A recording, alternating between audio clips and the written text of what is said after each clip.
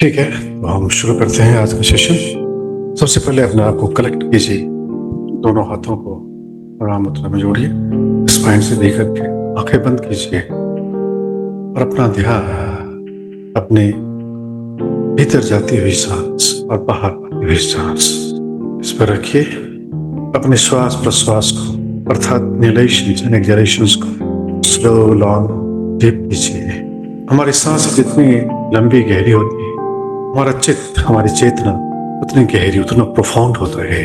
अपनी आंखों को ऊपर की तरफ रोल करके अपना ध्यान मस्तिष्क में क्रॉन में रखिए। क्रॉन को क्रॉस करते हुए इस अनंत अस्तित्व से जोड़िए। यह अनंत अस्तित्व जिसे योग में ओम कहा जाता है, जिसे अलग अलग शास्त्रों में अलग अलग दर्शनों में अलग अलग नामों से जाना जाता है, योग में उसे ओम कहते हैं। उस भावना के साथ 3 बार ओम का उच्चारण करें। इस साधना में हम प्रवेश करेंगे। अब आप धीरे धीरे अपनी आंखें बंद करें और भीतर की आंखें, जिसको मैं आंखें नहीं कहता हूं, मैं आंख कहता हूं, वहां 2 नहीं है, वहां एक आंख है। ये जो चर्म चक्षु है ये 2 हैं, लेकिन जो चेतना की चक्षु है, चेतना की जो आंख है वह एक ही है। वह अद्वैत है, वहां द्वैत नहीं है। अपने भीतर उस भीतर की आंख खोल कर रखें। बाहर से आप हो सकता है देखें कि आप सो रहे हैं, लेकिन भीतर से पूर्ण जागते हुए, इतना जागते हुए जो कोई आंखें खोलकर भी नहीं जाग सकता। भीतर इतना जागरण रखें। जन्मों जन्मों से हम सोते आ रहे हैं। जब हम दुख में होते हैं, हम कामना करते हैं कि हम जगें। हम चाहते हैं कि यह दुख दोबारा ना हो, परंतु हमारी स्मृति इतनी कमजोर है, हम भूल जाते हैं और पुनः पुनः दोबारा again and again people fall in the same pit, उसी खाई में गिरते हैं। मतलब द्वैत में, मतलब चित्त की विक्षिप्तता में बिखरे हुए चित्त को कलेक्ट करें इस क्रिया के द्वारा, अंतर नाटक के द्वारा। भीतर भी आप नाटक कर रहे हैं, लेकिन वह जो इनसाइड है, इन मतलब भीतर, साइड मतलब दृष्टि, उसको हम अंतर्दृष्टि कहते हैं। उस अंतर्दृष्टि को पूर्णतः एक्टिव रखें और जितनी बार आप करेंगे उतना गहरा वह संस्कार होता है। ये जो साधना आप जितनी बार कर रहे हैं हमारे साथ, खासकर जब गुरु के साथ कोई साधना की जाती है, वो बहुत फलप्रद साधना होती है, बहुत इफेक्टिव होती है। उसी को आप एकांत में अकेले में करते हैं। करना, उसी को कर्म भी कहते हैं। और स्थान, कर्म स्थान, ये 4 स्थान हैं।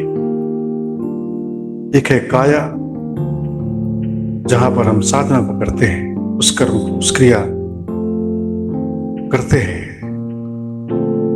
साधना, हम शरीर की साधना भी करते हैं, काया से साधना। दूसरा स्थान है वेदना। अपनी वेदनाओं को अनुभव करें, देखते रहें इस प्रकार की वेदनाएं। 3 प्रकार की ही वेदनाएं उत्पन्न होंगी, या तो सुखद या दुखद या अदुख असुख वेदना। महसूस करें, अपने फोरहेड में सेंसेशन फील करें, कैसी वेदना अनुभव हो रही है। अपने पूरे मस्तिष्क में, एंटायर ब्रेन एरिया में, इसके अलग अलग पार्ट्स हैं। Cerebral cortex, cerebrum, cerebellum, pons, medulla oblongata, midbrain,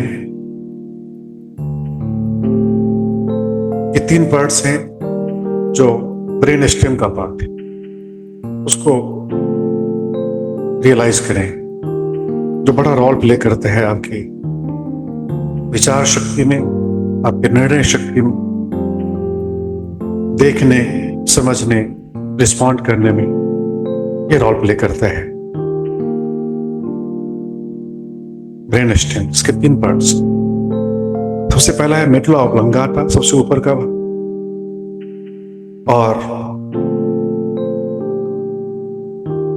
Pond's बीच में हिस्सा है, मिड ब्रेन उसके नीचे है। ये 3 बड़े निर्णायक स्थान रखते हैं। आपके ब्रेन में ही लिम्बिक सिस्टम है, इसमें हिप्पोकैम्पस है, अमिगडाला है और हाइपोथैलेमस, जो रिले करते हैं ब्रेन को। जो भी सेंसेशन आप फील करते हैं वो सारे सेंसेशंस सेरेब्रल कॉर्टेक्स को रिले करता है, सिंगुलर कॉर्टेक्स माध्यम से। सारी प्रक्रिया चलती है, हमें पता ही नहीं होता। साधना के द्वारा आप उसको भी देखते हैं, जानते हैं, और जो जन्म जन्मांतर से जो कुछ ऐसे संस्कार जो ऑटोमेटेड है, ऑटो पायलट मोड में है, जिसे हम कभी नोटिस ही नहीं करते, जिसकी वजह से हम जीवन में दुख आकर्षित करते हैं, मिसफॉर्च्यून्स आकर्षित करते हैं, असफलता आकर्षित करते हैं, उन ड्राइव्स को हम बताते ही नहीं। इस प्रक्रिया के द्वारा, इस कर्म स्थान के द्वारा उसको हम आइडेंटिफाई करते हैं, इस पे काम करते हैं। काया, सबसे पहले काया पे काम करना है, जो दिखती है, आपकी कमर, आपका पेट, आपके shoulders,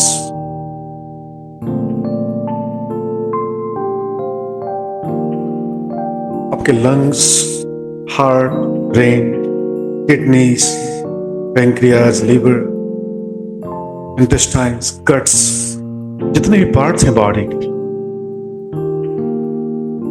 togetherly the make an organic system is called body.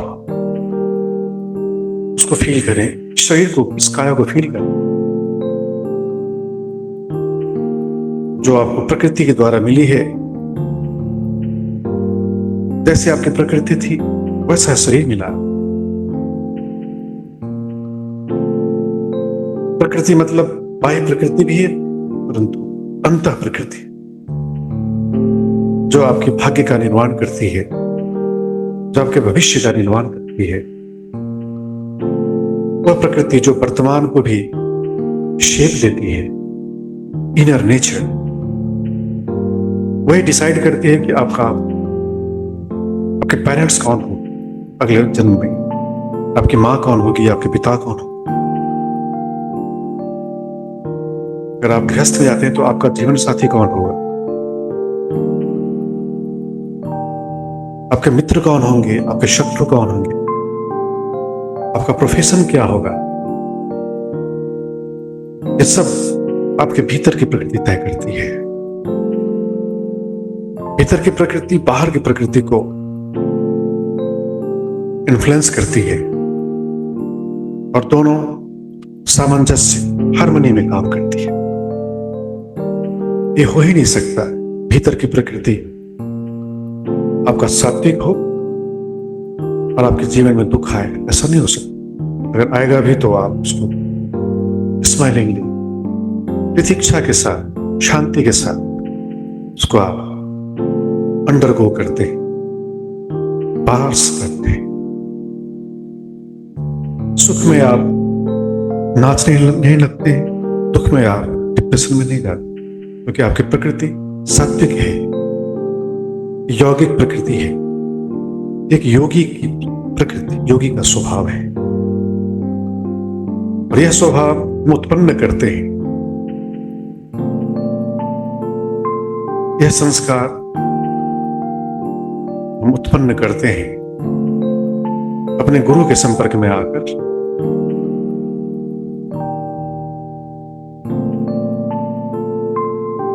अन्यथा आपके मित्र तो आपके संस्कार को खराब करने वाले होते हैं। यह समाज, यह सोसाइटी, यहाँ के नियम कानून, परंपराएं, रिचुअल्स सभी आपकी स्वाभाविक प्रकृति को नुकसान पहुंचाते हैं।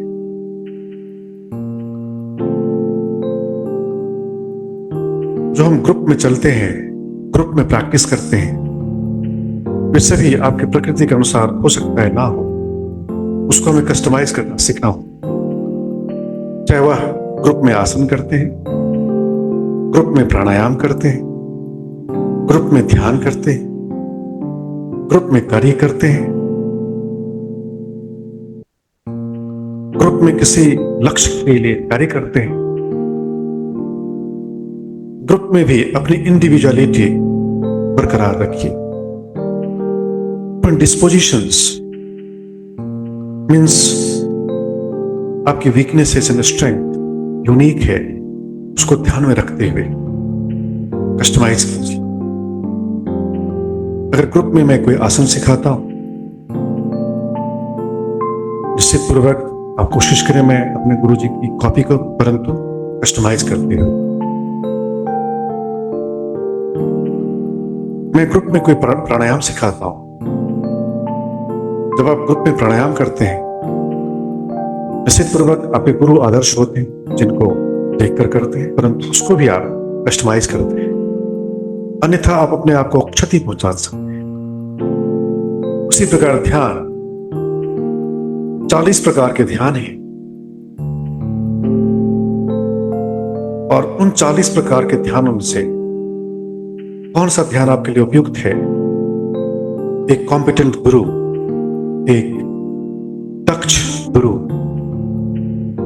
एक अनुभवी, प्रशिक्षित, सुशिक्षित, विनयशील गुरु आपको असेस करके निर्धारित करता है कि इसके लिए कौन सा ध्यान सुटेबल हो, और वह ध्यान देता है और उसको आप दीर्घकाल तक अभ्यास करते हैं। ये क्रेव ये है बिना मेरे को ये भी करना है, ये भी करना, वो भी करना, वो भी करना। क्रेविंग को कम कीजिए। सीखना अच्छा है, परंतु एक साथ बहुत कुछ सीखना हानिकारक होता है।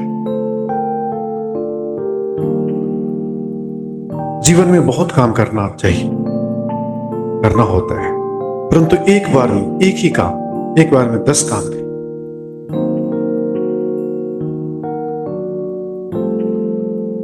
वैसे ही कर्मस्थान, जब आप काया के ऊपर कार्य कर रहे हैं, फोकस काया को ज्यादा कीजिए और इससे संबंधित बाकी चीजों को भी फोकस करें। जैसे श्वास प्रश्वास काया का पहला हिस्सा है। दूसरा, इस काया में कई सिस्टम्स काम कर रहे हैं।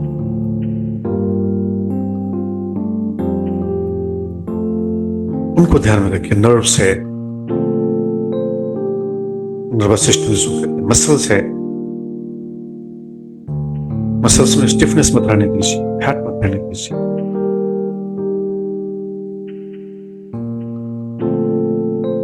कार्डियोवास्कुलर सिस्टम है, डाइजेशन सिस्टम है, सभी सिस्टम्स को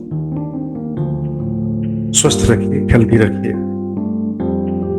समुचित आहार, समुचित व्यायाम, समुचित आराम, काया का ध्यान रखिए। महीने में कम से कम 4 दिन रात्रि भोजन ना करें। यह अच्छा होता है, रात्रि भोजन का परित्याग कर दें। अगर नहीं कर सकते, कम से कम उसको रिड्यूस करें। रात्रि भोजन बहुत हानिकर होता है हमारी काया के लिए। अब भोजन नहीं करें इसका तो ये नहीं कि हम पेट को भर देते हैं फ्रूट से, जूस से, दूध से, छाछ से, कुछ भी नहीं। अपनी आंत को पूरी तरह आराम दीजिए। इंटरमिटेंट फास्टिंग जिसको कहते हैं, 12 घंटे, 16 घंटे, 20 घंटे की फास्टिंग सबको डिटॉक्सिफाई करता है। काया, ये साधना गुरु देते हैं। दूसरी साधना है वेदना। जब आप कोई वेदना अनुभव करते हैं,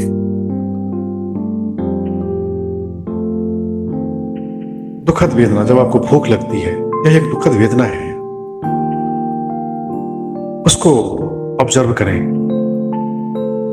जब प्यास लगती है, दुखद वेदना है, आप तड़प जाते हैं। जब गहरी नींद आ रही होती है, वो भी एक दुखद वेदना है, आप तड़प जाते हैं सोने के लिए। जैसी जगह मिले, नहीं कुछ मिला, बैठे बैठे सो जाते हैं। शरीर में कहीं दर्द होता है, वो भी दुखद वेदना है। स्टिफनेस दुखद वेदना का कारण है। ब्लॉकेजेस इन आर्टरीज दुखद वेदना का कारण है। कम से कम जब भूख लगती है, प्यास लगती है, नींद लगती है, उस समय वह स्थान होता है, वह समय होता है उसको निरीक्षण करने का, उसको ऑब्जर्व करने का। ऑब्जर्व करें, यह भूख किसको लगी है, मुझे या शरीर को? जब शरीर को भूख लगती है, तो गहरे में सबकॉन्शियसली हम ये जानते हैं भूख मुझे लगी है। यह जो बिलीफ सिस्टम है, यह जो समझ है अवचेतन मन में, उस समझ को अवचेतन मन से बड़े प्यार से पकड़ के उसकी जड़ से उखाड़ के बाहर फेंक देना है कि भूख मुझे लगती है, प्यास मुझे लगती है, नींद मुझे आती है, दुखद वेदनाएं मुझे होती है। उखाड़ के फेंक। भगवान ने बताया है 2 प्रकार की वेदनाएं हो। द्वे वेदना, कायं च सुख चेतसिकं च, कायिकं च चेतसिकं च। 2 प्रकार की वेदना होती, एक काया की और दूसरी चित्त की वेदना होती। महसूस करें, इसके अंदर देह में आत्मबुद्धि है, जो अपने देह को ही मैं समझता है। भगवान कहते हैं देह में जैसे कोई वेदना उत्पन्न होती है, इमीडिएटली उसके चित्त में भी वेदना उत्पन्न होती है। यहां हमें काम करने की आवश्यकता है। भगवान कहते हैं देह की दुखद वेदना एक शल्य की तरह है। शल्य अर्थात बाण की तरह है। जैसे किसी को बाण लगे, भगवान ने बाण का उदाहरण दिया। उस समय बाण चलते थे। आजकल गोली, बुलेट, किसी को गोली लग गई, कितनी पीड़ा होती है। एक गोली लगी, इतनी पीड़ा। मतलब काया की वेदना, पहली गोली, पहला तीर, कायिकं च। भगवान कहते हैं जिसने इस साधना को नहीं किया दीर्घकाल तक, मैं शरीर नहीं, मैं शरीर से पृथक चेतना हूं, उसको दूसरा तीर वो खुद लगाता है। इसके साथ आत्म भावना की वजह से, शरीर में मैं की भावना की वजह से, जो कि जन्म जन्मांतर से चला आ रहा हो, वह खुद से दूसरी गोली मारता है, खुद से दूसरा तीर मारता है अपनी चेतना, देहात्म भाव की वजह से, देहात्म बुद्धि की वजह से। भगवान उसको कहते हैं अश्रुतवा पृथक जन, जिसने कभी यह टेक्निक सुना ही नहीं। अश्रुतवा, जिसने कभी सुना ही नहीं। पृथक जन, बाला, भगवान उसे कहते हैं अर्यानम अदस्सावी, जिसने कभी आर्य साधक को कभी देखा ही नहीं। आर्य धम्मस्स अकोविदो, जिसने कभी आर्य धर्म को जाना ही नहीं।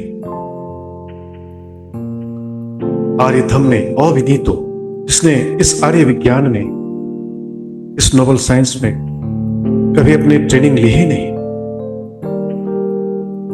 उसको बोलते हैं आर्य धम्मेस अविनीतो। विनय अर्थात डिसिप्लिन, अपने आप को डिसिप्लिन कभी किया ही नहीं। विनय, वे अनार्य हैं, वे अनाड़ी हैं, अज्ञानी हैं, पृथकजन हैं, मूढ़ हैं, असत्पुरुष हैं। परंतु उसके उलट जो श्रुतवान है, अर्थात जो आर्य साधकों की वाणी को सुनता है, जो सच्चे गुरु की वाणी को सुनता है, उसको श्रुतवान कहते हैं। जो अर्यानन तस्सावी, जिन्होंने ऐसे योगी को, ऐसे साधक को देखा है, उनके संपर्क में रहा है। अर्य धम्मस्स कोविदो, जो इस आर्य विज्ञान को, अर्थात श्रेष्ठ, आर्य मतलब श्रेष्ठ हो, श्रेष्ठ विज्ञान को, श्रेष्ठ योग विज्ञान को जानता है। आर्य धम्म में विनीतो, जो इस आर्य विज्ञान, आर्य चेतना में अपने आप को विनयशील किया है, ट्रेन किया है, डिसिप्लिन किया है। भगवान कहते हैं उसको एकं वेदनं, उसको केवल एक वेदना होती है, एक संलंग, केवल उसको एक तीर लगता है, वह है कायिकं न च चेतसिकं। उसकी काया में ही वेदना होती है, चित्त में वेदना उत्पन्न होती ही नहीं। आइए अपने आप को ट्रेन कीजिए, जो गुरु जी बताते हैं उसको अपने सबकॉन्शियस माइंड में जाने दीजिए, रास्ते को ब्लॉक ना करें, उस दरवाजे को ओपन रखें,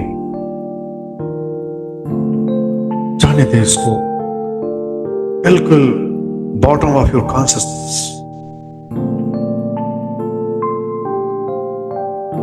ये जो सबकॉन्शियस माइंड है वो दिखता नहीं, एक अर्थ में, दूसरे अर्थ में दिखता है। ये जो आपका शरीर है वह एक सबकॉन्शियस माइंड है। इस बॉडी को अनकॉन्शियस माइंड या सबकॉन्शियस माइंड कहा गया है। अर्थात इस शरीर को अगर तो आप ट्रेन करते हैं, जब ट्रेन करते करते यह शरीर अपने आप जब बैठता है तो सीधा बैठता है। इसका मतलब यह आसन आपकी अवचेतन चेतना में यह ट्रेनिंग, यह विनय प्रवेश कर गए। इसका मतलब आप आर्य हो गए, यह आर्य मार्ग पर है, श्रेष्ठ मार्ग पर है। अनार्य जुष्टम अस्वर्ग्यम अकीर्तिकरम अर्जुन, भगवान कृष्ण गीता में कहते, अनार्य मत बनो, जो नरक को देने वाला होता है, जो तुम्हारी बदनामी देने वाला होता है, ऐसा मत करो अर्जुन। वो कह तो रहे हैं अर्जुन को, लेकिन हम सबको कह रहे हैं, आए उनकी भी वाणी, उनके भी शब्दों के प्रति कान दे, अटेंशन दे, कंसंट्रेशन दे। सभी ने कहा है आर्य बनो, आर्य अर्थात ऊर्ध्वगामी बनो, ऊर्ध्वरेता बनो, अपने वीर्य को नीचे मत गिरने दो, ऊपर ले जाओ।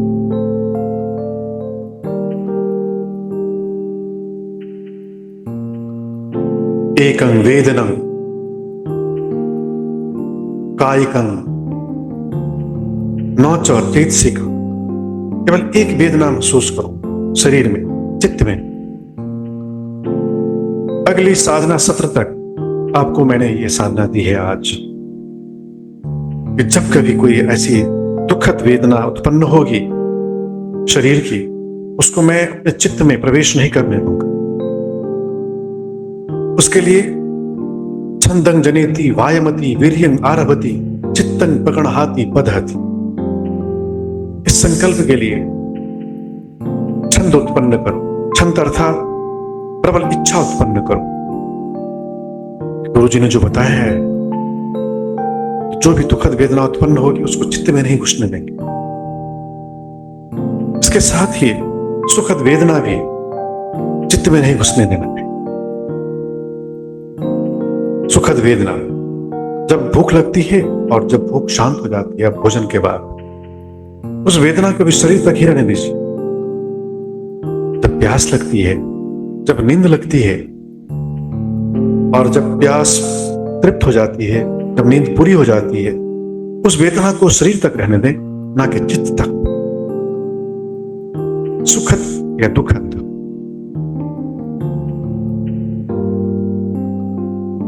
उसको केवल जानो, उसको केवल देखो कि यह दुखद वेदना है शरीर में, यह सुखद वेदना है शरीर में,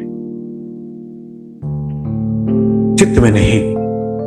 चित्त को सभी वेदनाओं से मुक्त रखो। अर्थात ये जो हाइपोथैलेमस ग्लैंड है उसको ब्लॉक कर दो, उसको रिले मत करने दो किसी भी इंपल्सेस को, किसी भी सेंसेस को। जब कोई टच करता है तुरंत रिले होता है हमारे सेरेब्रल कॉर्टेक्स में, और वहां पे अलग अलग एरिया है जो उसको कॉम्प्रिहेंड करता है। कान से जो शब्द सुनते हैं वो भी वहां पहुंचता है सेरेब्रल कॉर्टेक्स में, इसके द्वारा उसी हाइपोथैलेमस के द्वारा, जिसको हम मोटर यूनिट और सेंसरी यूनिट कहते हैं। मोटर यूनिट जो ब्रेन रिले करता है और जो पहुंचता है and part of the body through nervous system, उसको मोटर यूनिट कहते हैं। और सेंसरी यूनिट जो सेंस करते हैं वो ब्रेन तक पहुंचते हैं। ब्रेन में जो सेरेब्रल कॉर्टेक्स है, जो फ्रंट ब्रेन कहते हैं, फ्रंटल ब्रेन जिसको कहते हो, वहां पहुंचते हैं और वो कंप्रीहेंड करते हैं। लेकिन ध्यान के द्वारा इस प्रक्रिया को हम बीच में रोक देते हैं। कैसे? श्वास। जब प्राण श्वास बहुत धीमी हो जाती है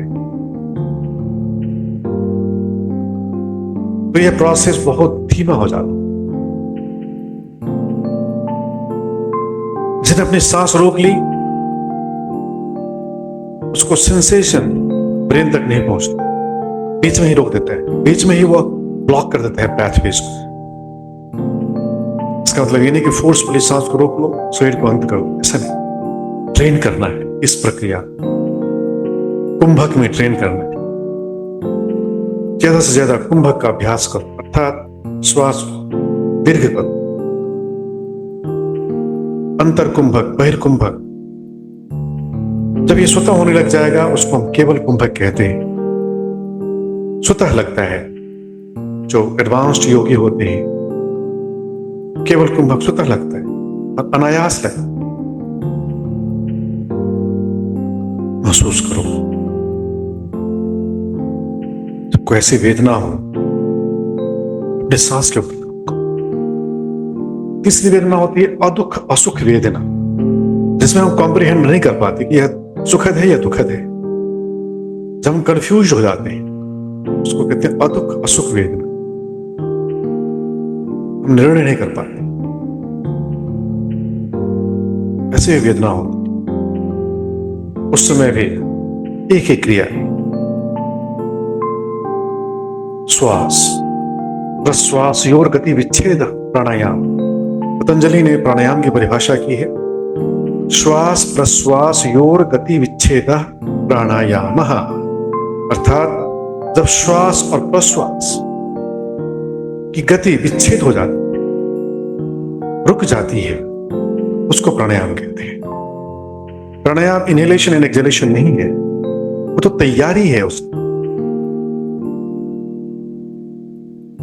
काम करना है कि सांस धीरे धीरे इतनी सूक्ष्म हो जाए तुम्हें पता ही नहीं चले शरीर सांस ले रहा। जब तुम्हारा एक इनहेलेशन 1 मिनट का हो जाए, एक एक्सहेलेशन 1 मिनट का हो जाए, समझो कि प्राणायाम धीरे धीरे फलित हो रहा। ये भी प्राणायाम का बिगिनिंग स्टेज है, जब धीरे धीरे श्वास अर्थात लेना, प्रश्वास अर्थात छोड़ना, जब 1 मिनट से 1.5 मिनट हो जाए, 2 मिनट हो जाए, 3 मिनट, 5 मिनट, इसका मतलब ये नहीं कि शरीर मर जाए, शरीर फिर भी जीवित रहे, हार्ट फिर भी बीट करेगा परंतु बहुत स्लो, ब्रेन के वेव्स फिर भी होंगे परंतु 0.5 हर्ट्ज में आ। जब तुम हाइपर एक्टिव होते हो, हमारे ब्रेन का वेव्स 300 हर्ट्ज फ्रीक्वेंसी होती है, जिसको हम गामा ब्रेन वेव कहते हैं। डेल्टा 0.5 फ्रीक्वेंसी पे वाइब्रेट करता है हमारा ब्रेन। जब तुम्हारी सांस बहुत लंबी होती है तब तुम जाके ये डेल्टा ब्रेन वेव को एक्टिवेट करते हो। काम करो सांस के ऊपर, काम करो अपने पोस्चर के ऊपर। कैसे भी मत बैठ जाओ, कैसे भी मत खड़े हो जाओ, कैसे भी मत उकड़ होके बैठ जाओ, या कैसे भी मत लेट जाओ। काया पे ध्यान करो, काया का ध्यान रखो, वेदनाओं का ध्यान रखो। तीसरा कर्मस्थान जो गुरु देता है वो है चित्त, चेतना। चित्त में 16 प्रकार की चेतना, 16 प्रकार की, 8 युग्म है, 8 जोड़े हैं, 8 गुणे 2 16। सरागं व चित्तं सरागं चित्तन्ति भजान। जब चित्त में राग उत्पन्न हो, वह एक स्थिति होती, उसको जानो, उससे फाइट मत करो। भगवान कहते हैं दर्शनेन पहातब्बा, केवल देखने मात्र से ही वह खत्म हो जाता। तुम्हें बहुत क्रिया नहीं करनी है, बहुत जोर नहीं लगाना है, केवल देखना, देखने मात्र से वह गायब हो जाए। ये शुरू में तुम्हें कठिन लगेगा, अविश्वसनीय लगेगा, परंतु जैसे जैसे तुम एडवांस हो वैसे वैसे तुम विटनेस करो कि गुरु जी की बात वही बात है जो सनातन काल से चली आ रही। क्या है? दर्शनेन पहातब्बा, देखने मात्र से ही प्रहीन कर देना, नष्ट कर देना। देखो यह सराग है, मेरे चित्त में राग उत्पन्न हो। वीतरागं वा चित्तं, वीतरागं चित्तन्ति भजानात्, यह वीतराग है, बस इतना जानते। और ये भी जानते हैं कि यह राग या वीतरागता ये भी अस्थायी है। कभी राग आएगा, कभी वीतरागता आएगा, न उसको ग्रैब करता है, न उसको त्याग करने का प्रयत्न करता है। जैसे तुम उसको ग्रैब करने की कोशिश करो तुम गिर जाओ, ऐसे त्याग करने उसमें भी गिरोगे। तो एक युग में है राग, दूसरा है दोष, सदोषं वीत दोषं, तीसरा है मोह, सम्मोहन वीत मोह, तीसरा है संक्षिप्तम विक्षिप्तम, भीतर भी इतने मत सिमट जाओ। तुम देखो कि मेरा चित्त बहुत ही भीतर सिमट रहा है, बहुत स्वार्थी हो रहा है। जैसे चित्त स्वार्थी होने लगे समझ ये बीमारी है।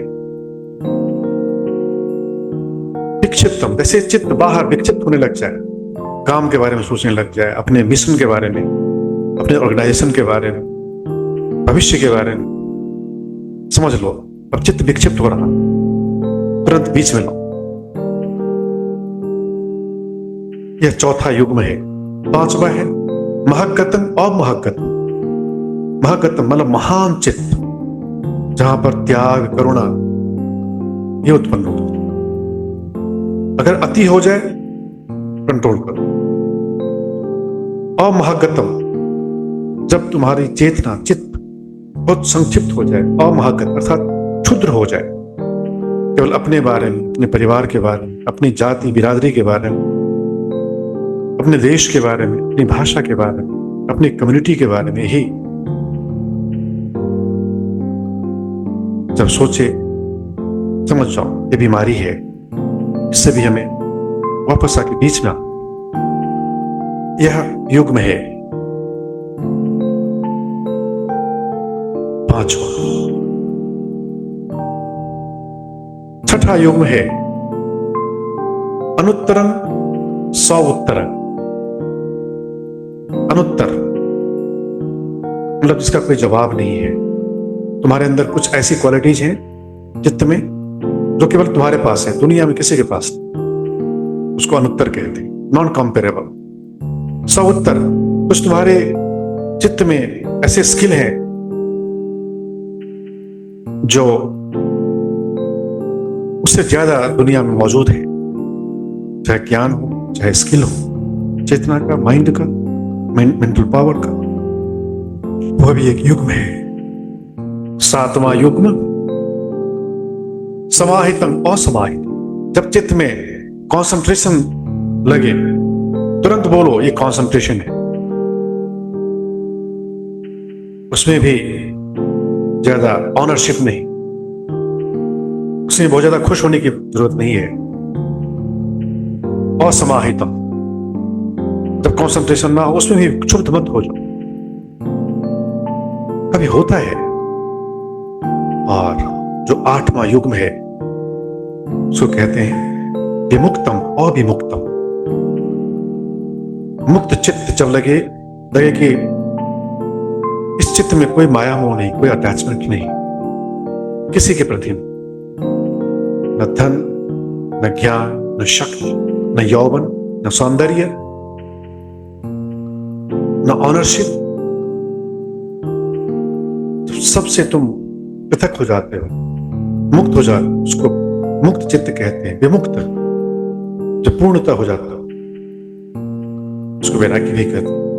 उस समय भी बहुत खुश नहीं होना है, उस समय बस देखो ये विमुक्त चित्त है। अविमुक्त, जब ऐसा तुम स्पॉट कर दो, देखो, बोलो मन ही मन, देखो ये है अविमुक्त चित्त।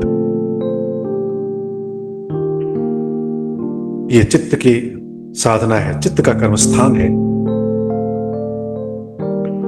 और चौथा धर्म का, धर्म अर्थात स्वभाव, इसको हम मेंटल फैक्टर्स भी कहते हैं। धर्म है वो नहीं हिंदू, मुस्लिम, बौद्ध, सिख, जैनिज्म, ये धर्म नहीं। यहां धर्म का सीधा अर्थ है जो कुछ भी तुम्हारे चित्त में आता है उसको धर्म कहता है। इसमें सबसे पहले पंच निवरण है, काम छंद है, व्यापाद है, थिनमित है, उद्धचकुकुच्च है, विचिकित्सा है। ये 5 धर्म है चित्त के। दूसरा धर्म है 5 आयतन, षडायतन, 6 आयतन, 5 जो इंद्रिय हैं उसको पंचायतन कहते हैं। और छठा माइंड, वो भी एक आयतन है, अर्थात स्फीयर, उसके ऊपर काम करना। तीसरा है पंच उपादान स्कंध, 5 एग्रीगेट्स ऑफ योर पर्सनालिटी।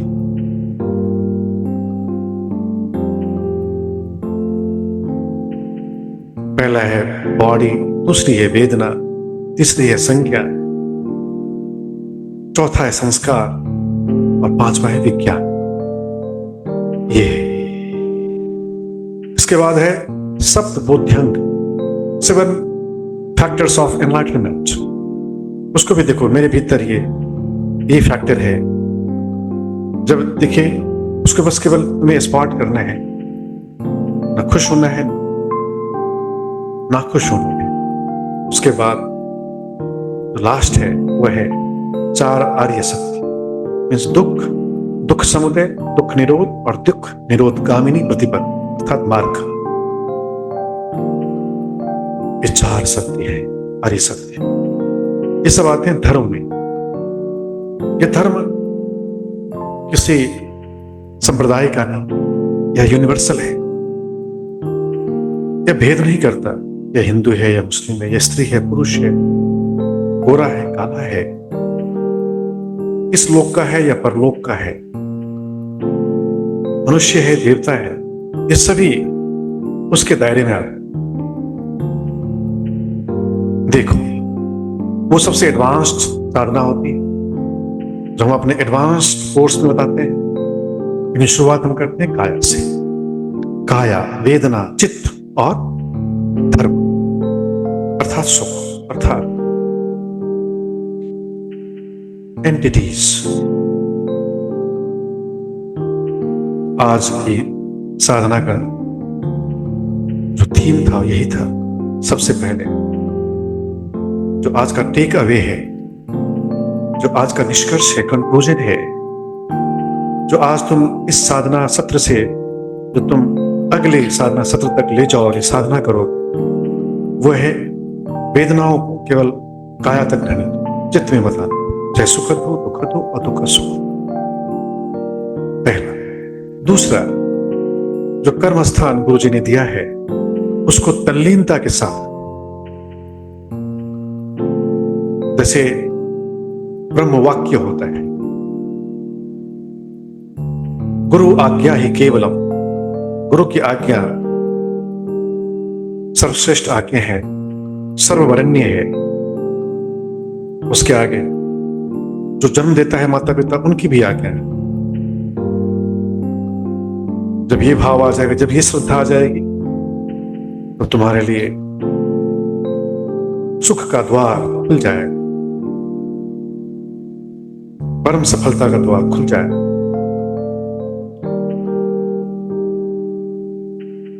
परम अवस्था का द्वार खुल जाएगा अपने आप, और तुम चारों तरफ से ऐसे दिव्य आत्माओं से घिरे रहोगे, सतत तुम्हारी रक्षा करेंगे, तुम्हें सत्कर्मों में प्रेरित करेंगे और सत्कर्मों से बचाएंगे।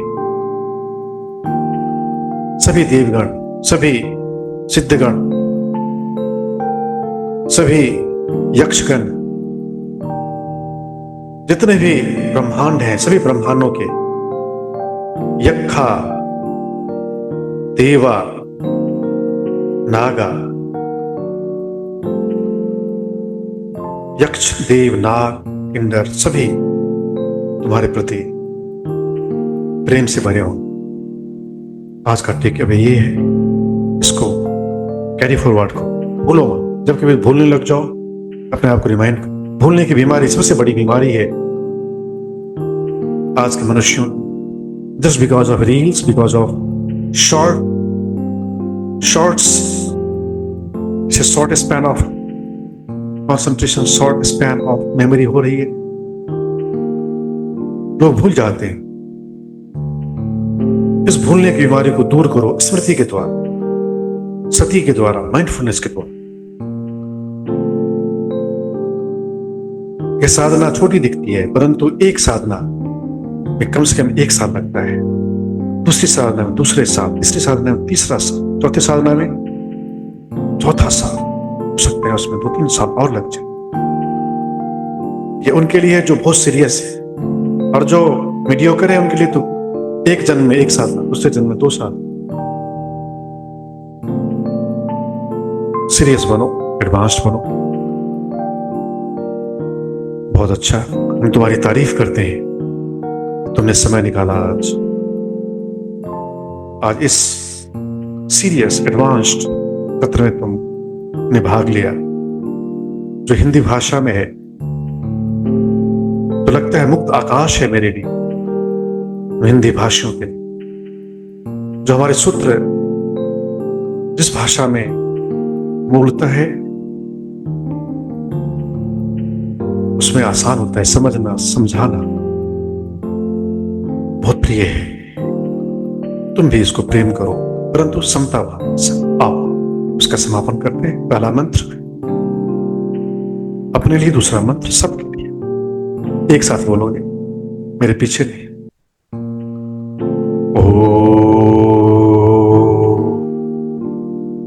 असतो मा सद्गमय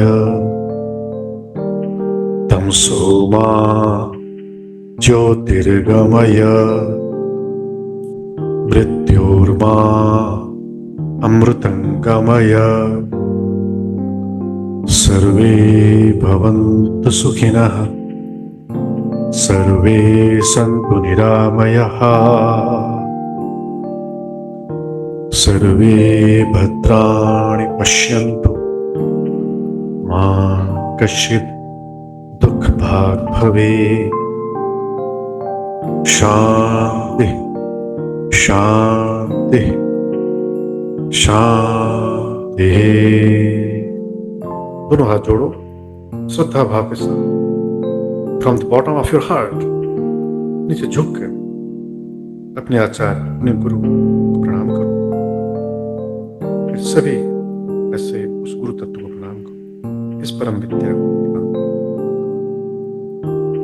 बहुत अच्छा, ठीक है। आज का इतना ही था और आज के सत्र से कुछ लेके जाओ, खाली हाथ मत जाओ, कुछ लेके जाओ और यही स्मृति लेके जाओ, यही साधना लेके जाओ और अगले सत्र तक इसका प्रैक्टिस करो।